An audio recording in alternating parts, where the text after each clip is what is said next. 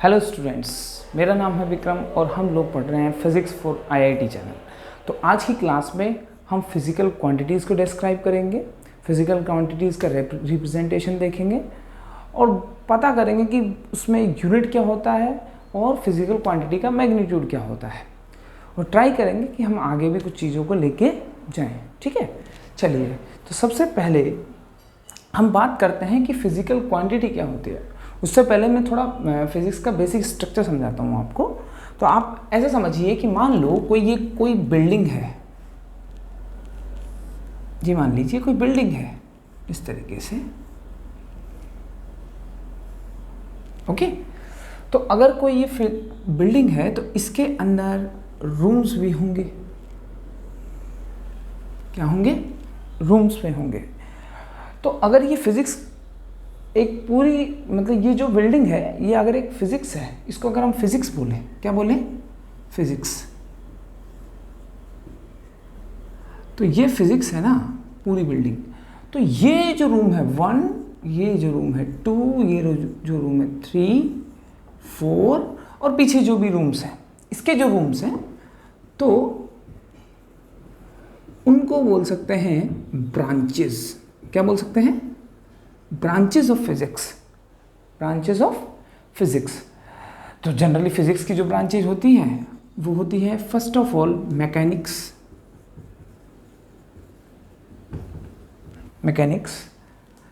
Second electromagnetism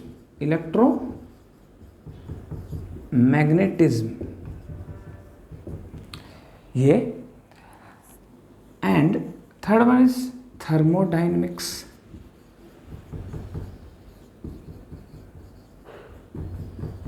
एक बहुत important branch है जिसे कहते हैं ऑप्टिक्स। वैसे यही ब्रांचेस नहीं है, और भी काफ़ी ब्रांचेस हैं फिजिक्स की, तो उसमें भी हम स्टडी करते हैं। ठीक है, पर जो कोर ब्रांचेस हैं 12th लेवल तक जो कोर ब्रांचेस हैं वो यही है। ये दोनों चलती है 11th क्लास में और ये दोनों चलती हैं 12th क्लास में। लगभग 11th और 12th का पोर्शन कवर हो जाता है इससे। ओके, तो हम लोग ऐसे समझ रहे हैं कि अगर एनालॉगी है, एक तरीके से ये एनालॉगी मीन्स कि अगर ये पूरी जो बिल्डिंग है वो फिजिक्स बोलूँ तो इसके अंदर जो रूम्स हैं उसको मैं ब्रांचेस बोलूँगा, और ब्रांचेस कुछ ये हैं। ओके, तो मैकेनिक्स में हम स्टडी करते हैं, हम क्या स्टडी करते हैं? ऑब्जेक्ट्स की स्टडी करते हैं जो कि या तो मूव कर रहे हों या फिर रेस्ट में हो, उनकी स्टडी करते हैं। दूसरा इलेक्ट्रोमैग्नेटिज्म, यहाँ पे हम इलेक्ट्रिसिटी एंड मैग्नेटिज्म, मैग्नेट के बारे में जो कंबाइंड स्टडी करते हैं, दोनों के बीच में एक इंटर रिलेशनशिप होती है, उसका हम क्या करते हैं? स्टडी करते हैं। फिर आता है थर्मोडायनेमिक्स। थर्मो का मतलब ही होता है टेम्परेचर। क्या होता है? टेम्परेचर। तो कोई भी हीटेड बॉडी है उसकी स्टडी इसके अंदर की जाती है। ओके, थर्मोडायनेमिक्स कहते हैं। एक होती है ऑप्टिक्स, ये स्टडी ऑफ लाइट है। स्टडी ऑफ लाइट, लाइट की क्या स्टडी करना? लाइट बहुत मिस्टीरियस थिंग है, तो हम उसकी स्टडी करते हैं, बहुत इंपॉर्टेंट है। न्यूटन के आइंस्टीन के laws, special theory of relativity इसके आगे फेल हो जाती है। तो study of light is must. तो आपने देखा कि ये फिजिक्स की बिल्डिंग और ये इसके रूम्स। ओके, नाउ अब हमारे दिमाग में एक चीज़ आती है कि सर इसकी नींव कहाँ थी? मतलब अगर ये बिल्डिंग बनाई है हमने तो इसकी नींव कहाँ थी? तो नींव यहाँ है, इस बिल्डिंग की नींव तो ये है, इस बिल्डिंग की नींव तो ये है। और अगर फिर भी हम ध्यान से देखें तो इस बिल्डिंग की नींव ये है, मतलब फिजिक्स की नींव क्या है? फिजिक्स की जो बेस है वो क्या है? तो फिजिक्स का बेस का मतलब स्टार्टिंग कहाँ से हुई होगी? स्टार्टिंग, फिजिक्स को स्टार्ट कैसे किया गया होगा और शुरुआत में कौन कौन से स्टेप्स लिए गए होंगे। तो अगर मैं यहाँ से बात करूँ, स्टार्टिंग की बात करूँ, तो हम जरा थोड़ा सा पीछे चलते हैं 500-1000 साल पहले। तो उसमें होगा क्या, जैसे मान लो जब 500,000 साल पहले कुछ भी नहीं था, ना ये बोर्ड था, ना ये मार्कर था, ना हम तो थे, पेड़ पौधे थे, हमारे बड़े बुजुर्ग थे, लेकिन और चीज़ें नहीं थी। जो भी चीज़ें आई हैं किसकी वजह से आई है, फिजिक्स की वजह से आई है। तो हमारे जो बड़े बुजुर्ग थे उन्होंने शुरुआत फिजिक्स को समझने की कहाँ से की है, उसको हम जरा कोशिश करते हैं समझने की। जैसे उन्होंने सबसे पहले ये देखा होगा, मान लीजिए, ध्यान से देखिए आप, उन्होंने ये देखा होगा, मान लो कोई उन्होंने एक पेड़ देखा, एग्जाम्पल, एक पेड़, पहले पेड़ तो था, दूसरा कोई झाड़ी, छोटा पेड़, ओके, तो ये देखा। अब वहां से उनके मन में एक विचार तो आता है, एक चीज तो समझ में आती है उनको, यार इसमें और इसमें कुछ तो किसी न किसी चीज का फर्क है। तो आपको भी देख के लग रहा होगा किसी न किसी चीज का फर्क है कि यहां से यहां तक ये कुछ है। उन्होंने इसको बोला लंबाई इसकी, क्या बोला, लेंथ, क्या बोली, लेंथ बोली उसने, और ये इसकी लेंथ है। तो सबसे पहले उन्होंने जो डिफाइन करी उसको बोला कि मैं बाहर से इस पेड़ की कोई चीज़ देख सकता हूँ जो इसकी कम है, इसकी ज़्यादा है, और उन्होंने इसको बोला क्या, लेंथ बोला, क्या बोला, लेंथ। अब प्रॉब्लम ये, अगर वो बाहर से देख सकता है तो वो फिजिकल क्वांटिटी होती है, क्योंकि नेचर को बाहर से ही स्टडी किया जा सकता है, तो वो उसके फिजिकल क्वांटिटी है। फिजिक्स में नेचर की बाहर से स्टडी कर रहे हैं। दूसरा, जैसे मान लो उसने कोई पत्थर देखा होगा, एक पत्थर ये, दूसरा पत्थर ये, जब इसके नीचे हाथ लगाया इसने ऐसे, और इसके नीचे इसको भी पकड़ा इस तरीके से, तो इन दोनों में उसको कुछ तो फर्क नजर आया होगा, कुछ तो फर्क नजर आया होगा। तो उसका ये वाला हाथ ज़्यादा नीचे जा रहा था और ये वाला कम नीचे जा रहा था। उन्होंने जिस चीज़ से डिफ्रेंशिएट करने की कोशिश की, हम आज उसे कहते हैं मास। क्या कहते हैं उसको, उसे कहते हैं हम मास। और वो फिजिकल क्वांटिटी हमने बनाई, क्या, मास बनाई। समझ में आया तो क्या कह रहा हूँ। ऐसे ही टाइम का लिया होगा उन्होंने कि यार सन है, वो अभी यहाँ है सुबह सुबह, फिर शाम को रात होते तक वो कहीं गायब हो जाता है। तो यहाँ से यहाँ तक जो चीज़ क्रॉस हुई है, जो चीज़ बदली है, किस चीज़ के रेस्पेक्ट में वो मूव किया है, तो उसे उन्होंने बोला टाइम। क्या बोला, टाइम। तो शुरुआत यहीं से हुई। इन्हें ये सब चीज़ें क्या हैं कि ये बाहर से दिखाई देती हैं हमको, हम चीज़ों को ऑब्जर्व कर सकते हैं इसको, इसीलिए इन्हें क्या बोला, फिजिकल क्वांटिटी। तो आप कॉपी कर सकते हैं इसको, ओके। अब हम आगे बात करते हैं, जो स्टार्टिंग है इसका मतलब उन्होंने कुछ क्वांटिटीज़ दी होंगी शुरुआत में, और उनको बोलते हैं हम फिजिकल क्वांटिटीज़। क्या बोलते हैं उनको हम, फिजिकल क्वांटिटीज़। और हर ब्रांच के हिसाब से कुछ फिजिकल क्वांटिटीज़ आई शुरू में।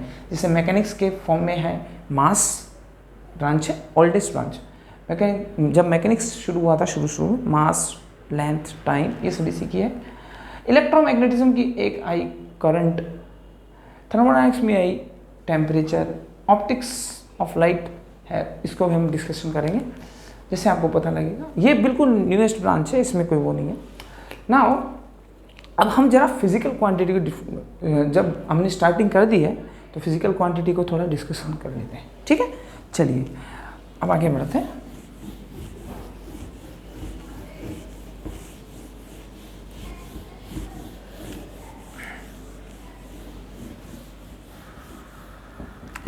फिजिकल क्वांटिटी किसे कहते हैं, है ना, फिजिकल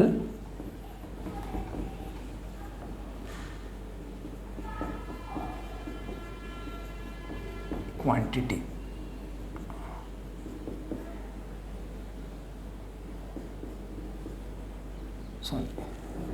फिजिकल क्वांटिटी, तो शुरुआत जो आपके चैप्टर की होती है वो यहीं से होती है। जो शुरुआत आपके चैप्टर की होती है वो यहीं से होती है, और अभी तक जो चल रहा था, जो पढ़ाया मैंने आपको, वो खाली आपका बेस क्लियर करने के लिए किया था, ठीक है। तो आपकी बुक में नहीं मिलेगा वो, लेकिन कुछ इसी तरीके से बिल्डअप होता है, तो आपको समझ में आता है कि हाँ चीज़ें ऐसे चलती हैं। तो फिजिकल क्वांटिटी मतलब क्या होता है कि वो क्वांटिटीज़ जिनको हम बाहर से देख सकते हैं, और देख सकते हैं तो उसको मेज़र भी कर सकते हैं। फॉर एन एग्जाम्पल लेंथ, अगर ये मार्कर है तो मैं इसकी लेंथ को बाहर से देख सकता हूँ और किसी भी इंस्ट्रूमेंट के थ्रू मेज़र कर सकता हूँ। टाइम मेज़र कर सकता हूँ मैं किसी भी इंस्ट्रूमेंट के थ्रू। पहले नहीं था, तो पहले लेंथ को ऐसे हैंड स्पेन से मेज़र करते थे। टाइम को भी सन के हिसाब से मेज़र किया जाता था पहले। तो ऐसा है, पर हम मेज़र करते थे पहले। तो जिन फिजिकल क्वांटिटीज़ को हम मेज़र कर पाए बाहर से, वो जिन क्वांटिटीज़ को हम मेज़र कर पाए उनको कहते हैं physical quantity. Physical means external, physical. और उनकी हेल्प से हमने क्या किया, बड़े बड़े फिनोमिना सॉल्व किए जिनके बारे में हम पहले जानते भी नहीं थे। तो बस यही फिजिकल क्वांटिटी की डेफिनेशन है, यही फिजिकल क्वांटिटी की डेफिनेशन। तो फिजिकल क्वांटिटी किसे कहते हैं? ए क्वांटिटी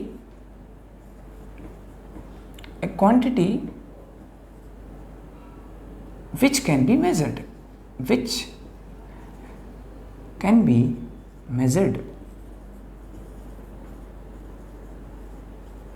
ठीक। और इसकी हेल्प से हम लोग क्या कर सकते हैं, इसकी हेल्प से हम नेचर में जो फिजिकल इंसिडेंट्स हो रहे हैं, उनको एक्सप्लेन कर सकते हैं with help of some laws, okay. And with help of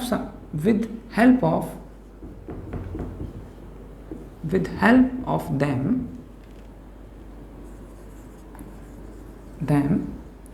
we can explain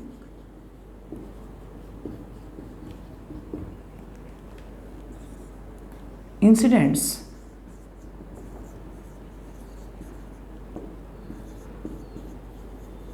occurring in nature,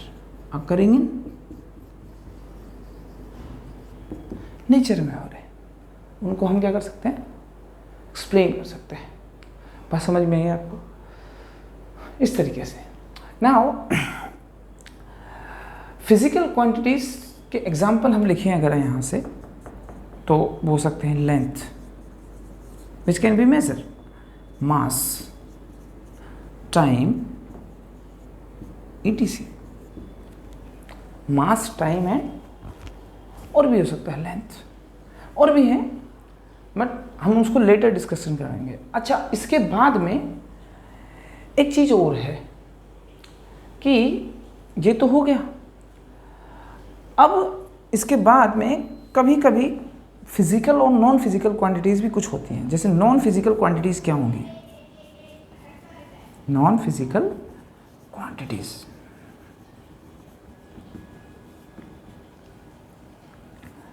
जैसे मुझे किसी पे गुस्सा आ रहा है तो वो कितना आ रहा है, कोई मेजरमेंट नहीं हो सकता। It is not a external thing. मुझे किसी पे प्यार आ रहा है या आपको किसी पे प्यार आ रहा है तो कोई मेजरमेंट नहीं है उसका, तो वो नॉन फिजिकल क्वांटिटी है। Example love, anger,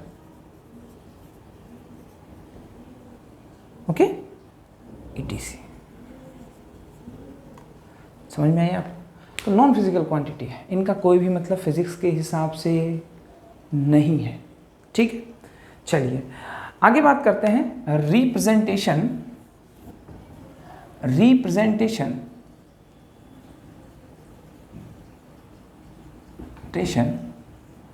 of a physical quantity, representation का मतलब, जैसे एग्जाम्पल,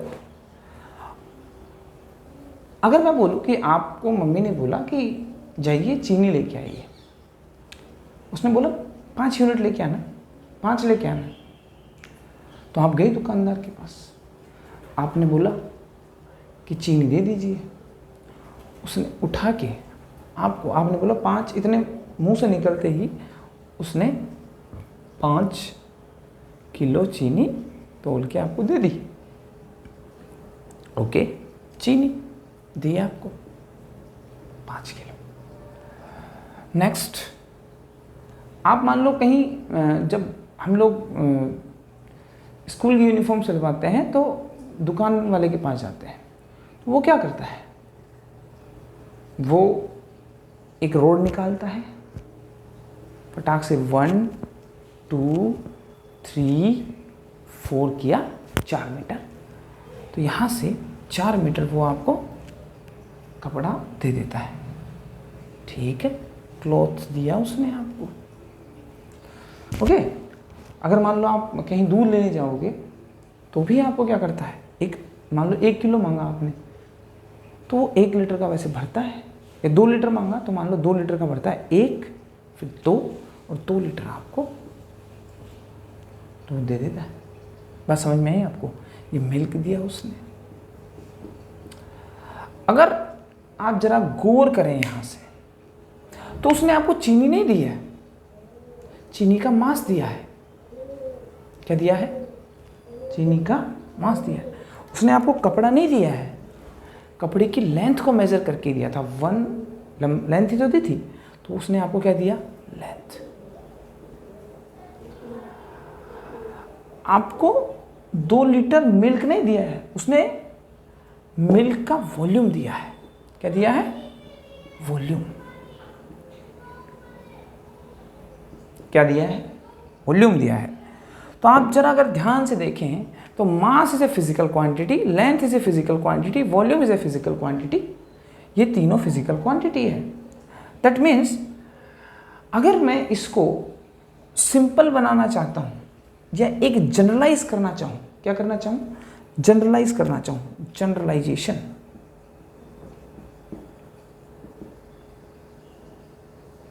जनरलाइज करना चाहूं तो सबसे पहले यहां पे आएगी फिजिकल क्वांटिटी। क्या आएगी?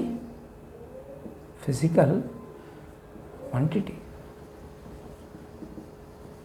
आती है बात। फिर देखो सब में इक्वल का साइन है, सब में किसका साइन है? इक्वल का साइन है। आफ्टर दैट सब जगह यहां पे एक नंबर लिखा हुआ है, एक नंबर लिखा हुआ है। That is a numerical value. A numerical value, एक न्यूमेरिकल वैल्यू है।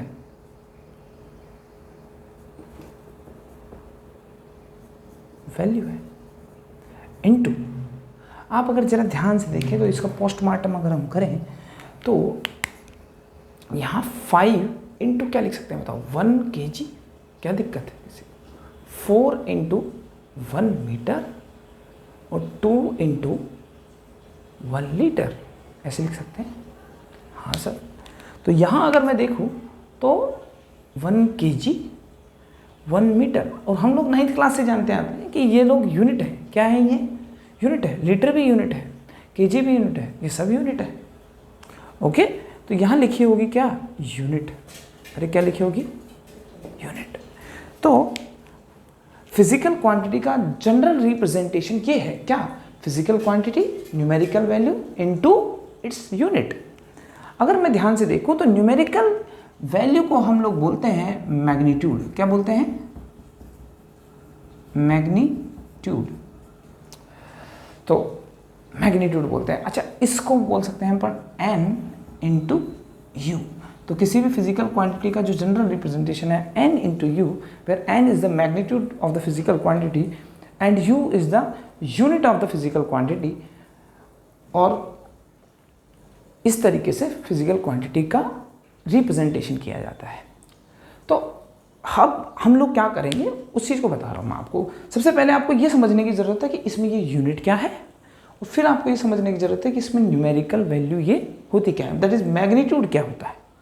मैग्नीट्यूड क्या होता है, तो ज़रा इसको देखते हैं। इससे पहले आप कॉपी कर लीजिए जो भी है।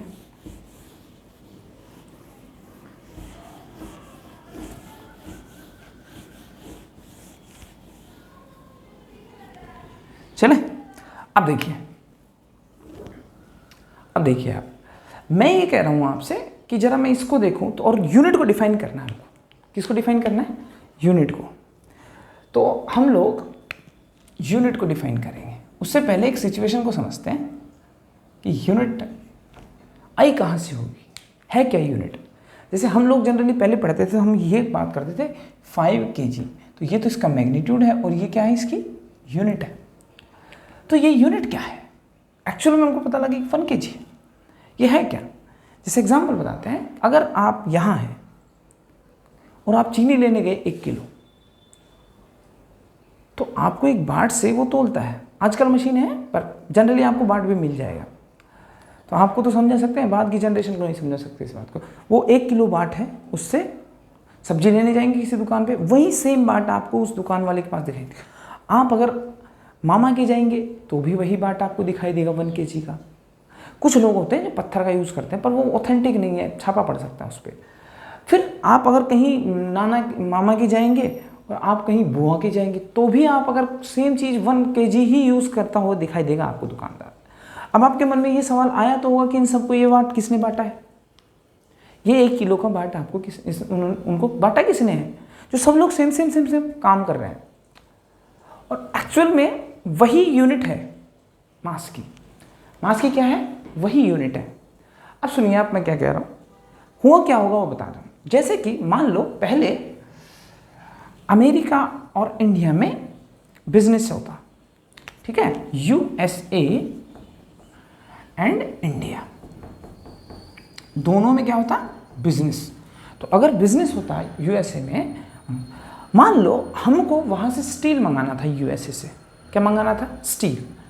तो हमारे जो मास की पहले यूनिट थी, जनरली आप भी समझते हैं इसको, मास की जो जनरली यूनिट है, आजकल भी जो 40 किलो का कट्टा होता है उसको बोलते हैं मण। क्या बोलते हैं? मण। ठीक है, तो मण उसको बोला जाता है। ये मैन हो गया, बाद बाकी ये मण बोलते हैं इसको हिंदी में, ठीक है, ऐसा। Which is exactly 40 kg। कितना किलो है? 40 kg है। ओके।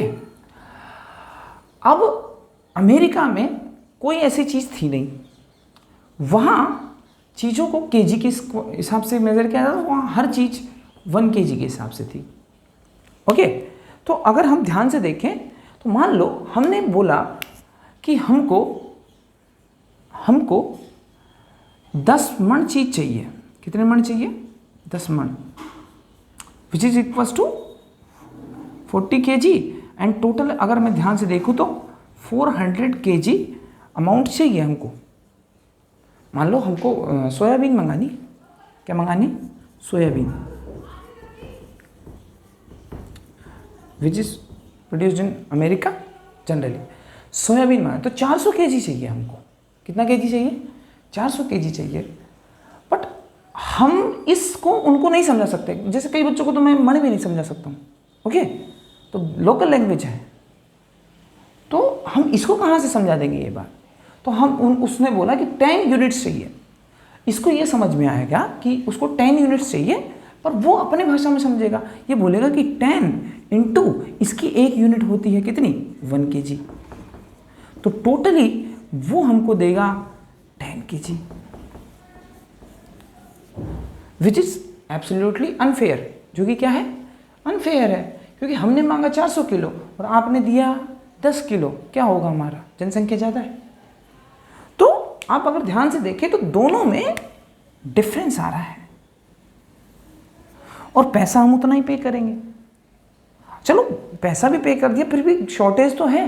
कम भी दिया मान लो, फिर भी शॉर्टेज तो है। तो यहां से चीज़ें खराब होना चालू हुई। चीज़ें क्या होना चालू हुई? खराब। और यहाँ एक ही लूप होल है। क्या? कि यहाँ जो चीज़ यूनिट में है, 40 की साइड में है, वो मण है, विच इज एग्जैक्टली डिफरेंट, और यहाँ जो है वो एग्जैक्टली डिफरेंट। ऐसा ही और देशों के साथ भी होता था। फिर 1971 में एक मीटिंग बैठी और वहाँ सब लोगों ने डिसाइड किया कि यार इसको हटाओ, और हम लोगों को क्या करना पड़ेगा? एक सिंपल सी चीज़ को लाना पड़ेगा।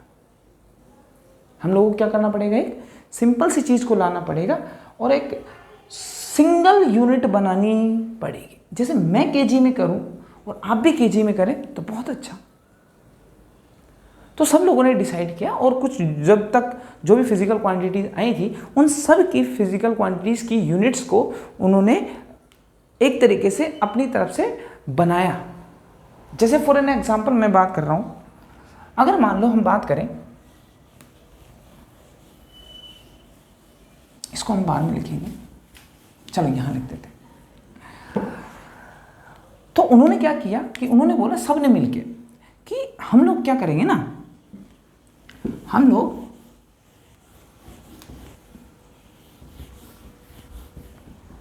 लोग सब मिलते हैं और हमने एक पत्थर लिया सर, हमने सब ने मिलके सीजियम इरिडियम का पत्थर ले लिया, है ना, सीजियम इरिडियम का एक पत्थर लिया,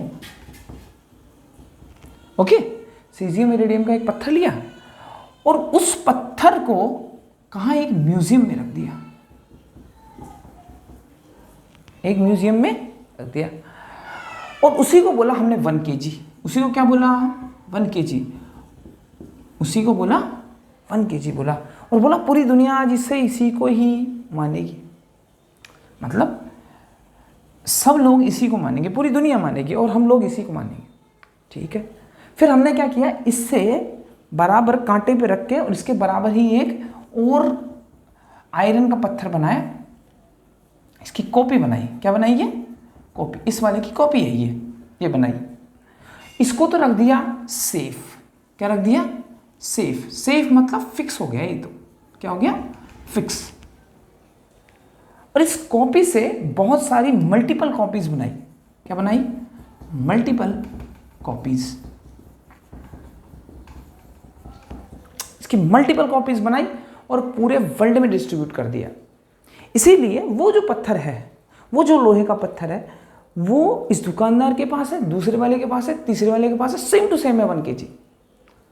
और एक्चुअल में अगर मैं बात करूं आपसे तो मैंने जो यहां पे लिखा था ना ये कि मास 5 × 1 kg, तो that is the unit, that is the unit, और वो यूनिट ये है एक्चुअली में, ये 1 kg यूनिट है। आपको समझ में आया क्या बातें कर रहा हूं मैं? तो ये 1 kg यूनिट है जो कि वहां रखी हुई है, ये सब उसकी कॉपीज हैं। तो हम लोग जो यूनिट बात कर रहे हैं वो म्यूजियम में कहीं रखी हुई है, सीजियम इरिडियम का पत्थर है और वो फिक्स है। बात समझ में आई आपको 1 kg क्या है? ऐसे ही अगर मीटर में बात करेंगे हम तो मान लो 4 मीटर का कपड़ा था तो 4 × 1 मीटर, आप देखेंगे तो रोड वही सेम सब जगह मिलती है। तो अगर रोड सेम जगह मिल रही है तो फिर मतलब वो कहीं ना कहीं रखी हुई है और उसकी कॉपीज हैं यहाँ पे। तो ये सब यूनिट्स हैं। तो अगर मैं यहाँ से यूनिट को प्रॉपरली डिफाइन करना चाहूँ तो आपको यहाँ कुछ चीज़ें देखनी पड़ेगी। देखो कि यूनिट में 3-4 चीज़ें होनी चाहिए। पहली बात कि unit must be certain. Unit क्या होनी चाहिए? सर्टेन होनी चाहिए। सर्टेन मतलब फिक्स। दूसरा, ये बेसिक होनी चाहिए, बेसिक होनी चाहिए, यही बेस है इसका। दूसरा, सर्टेन बेसिक यूनिट है। दूसरा है आर्बिट्ररीली चूजन है, ये चूजन है मतलब खुद से चूज किया हुआ, सेल्फ चूजन, क्या बोल सकते हैं? Self chosen. तीसरी बात क्या होता है? पूरा वर्ल्ड इसको एक्सेप्ट करे, इंटरनेशनली एक्सेप्टेड, कि आप जो भी ऐसे कह सकते हैं कि आप जो भी फिजिकल क्वांटिटी ले रहे हैं, उस फिजिकल क्वांटिटी जैसे मास है, उसका कंपैरिजन एक certain basic arbitrarily chosen and internationally accepted reference standard से किया जाएगा।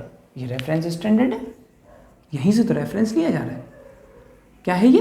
Reference standard. एक रेफरेंस स्टैंडर्ड से किया जाएगा, उसे ही हम क्या कहते हैं? यूनिट कहा जाता है। उसे क्या कहते हैं? उसी को यूनिट कहते हैं। तो हम इसकी डेफिनेशन लिख सकते हैं कि the comparison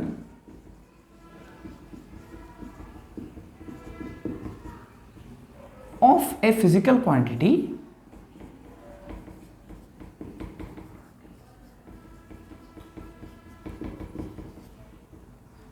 is done with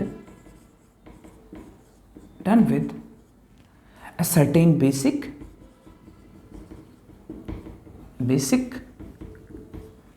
arbitrarily chosen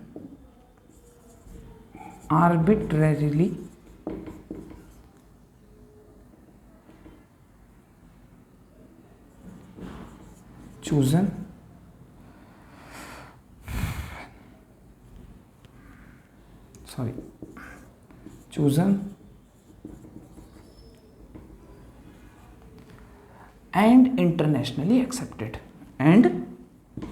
internationally accepted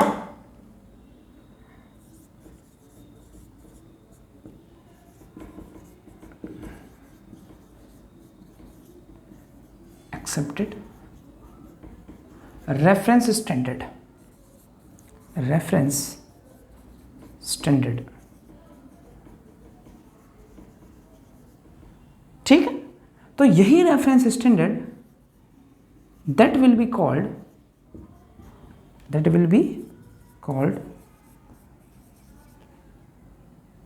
unit. उसे हम क्या कहते हैं? यूनिट कहते हैं। I hope you get my point. अगर आप ये सब चीज़ को समझ पाते हैं तो आपको ये डेफिनेशन थोड़ी अजीब सी है, मतलब थोड़ा वो है, लेकिन अगर आप इन चीज़ों को समझ पाते हैं तो आपको ये डेफिनेशन मतलब याद करने में कोई भी प्रॉब्लम नहीं होगी, क्योंकि हम खुद बनाते हैं इसको। हम क्या करते हैं? खुद बनाते हैं। अब जरा मैग्नीट्यूड की बात कर लेते हैं ना। मैग्नीट्यूड क्या होता है? तो मैं इसको इरेज कर देता हूँ एक बार के लिए। हमने अगर हम ध्यान से देखें तो मैग्नीट्यूड को जैसे मास है 5 × 1 kg, तो इसका मैग्नीट्यूड तो यही था ना। क्या था? यही मैग्नीट्यूड था, है ना, 5 kg। इसकी डेफिनेशन बिल्कुल इजी है, कोई प्रॉब्लम नहीं है, आपको समझ में आ जाएगी। जैसे मान लो आपको मम्मी ने बोला था कि आपको चीनी लानी है 5 किलो, और जब तक बाज़ार में अभी तो 5 किलो का बाट हो सकता है, काफ़ी चीज़ें हैं आजकल, तो कांटा भी है, कंप्यूटर, तो वो सब चीज़ें ठीक है। पर पहले मान लो अगर हमारे पास 1 किलो का ही बाट होता तो वो दुकानदार क्या करता? पहले वो जाता, अपन जाते उसके पास, और जाने के बाद में हम बोलते 5 किलो चीनी दे। अब 5 किलो चीनी देने के लिए वो क्या करता? पहले 1 किलो को तोलता, फिर आपकी थैली में डालता, फिर दोबारा 1 किलो को तोलता, फिर थैली में डालता, फिर दोबारा तोलता और फिर थैली में डालता, ऐसे ही होता। फिर 4 बार, फिर 5 बार डालता, ऐसे ही तो करता। तो आप अगर ध्यान से देखें ना यहाँ, तो बात ये है कि 1 किलो को वो रिपीट कर रहा है कितनी बार? 5 बार। मतलब सर, मतलब रिपीटेशन हो रहा है ना जितने टाइम किसी पर्टिकुलर यूनिट का, उसे क्या कहते हैं? मैग्नीट्यूड कहते हैं। क्या कहते हैं? मैग्नीट्यूड कहते हैं। मतलब क्या कहना चाहता हूँ मैं ये कह रहा हूँ कि magnitude is nothing but it is the repetition, number of times. देखो, the number of times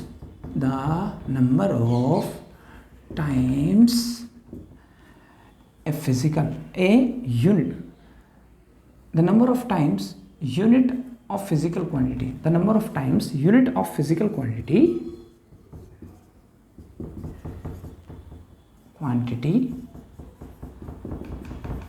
repeat itself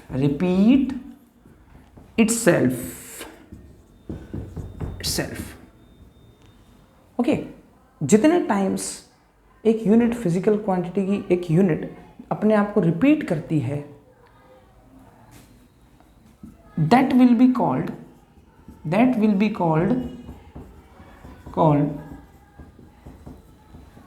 magnitude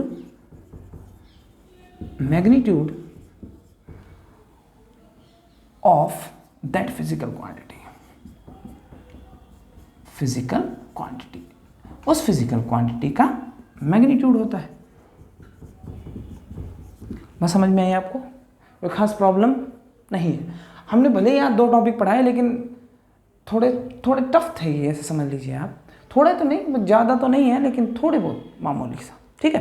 क्योंकि डेफिनेशंस को याद करने में प्रॉब्लम होती है, बच्चा मतलब एब्जॉर्ब नहीं कर पाता है चीज़ों को, ठीक है। तो मेरे ख्याल से मैंने जो समझाया आपको समझ में आया होगा। ओके, तो मेरे ख्याल से आज की क्लास में इतना ही। मिलते हैं फिर नेक्स्ट लेक्चर में जब भी होगा। Okay, thank you.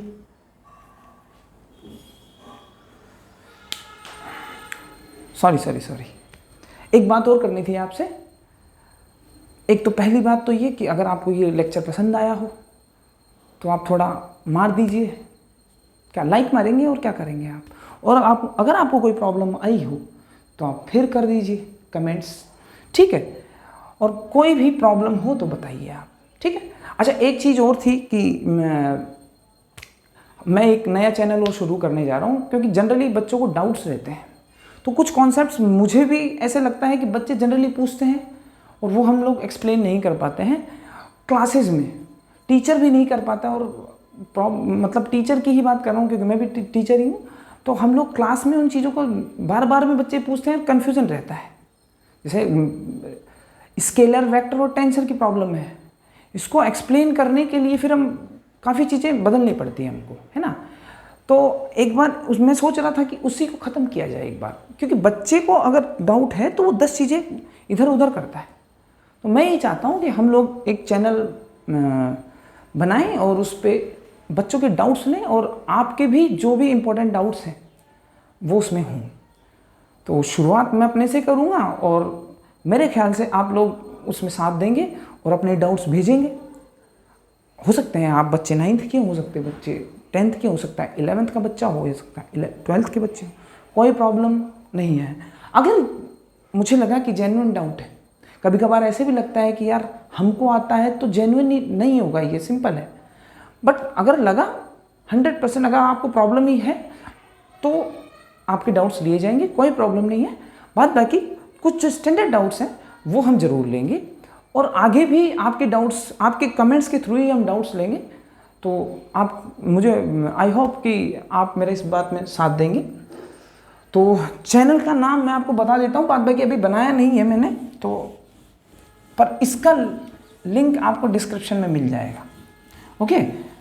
वो तो जब ये वीडियो अपलोड होगा तब उसके डिस्क्रिप्शन में उसका लिंक मिलेगा आपको, नहीं तो नाम होगा, कोई प्रॉब्लम नहीं है। तो मैंने उसका नाम रखा है डाउटी फिजिक्स, डाउटी फिजिक्स। और आपको नए नए डाउट्स इसमें देखने को मिलेंगे, 11th 12th 9th 10th जो भी हो सकता है। मेरी तरफ से ये आपके लिए गिफ्ट है।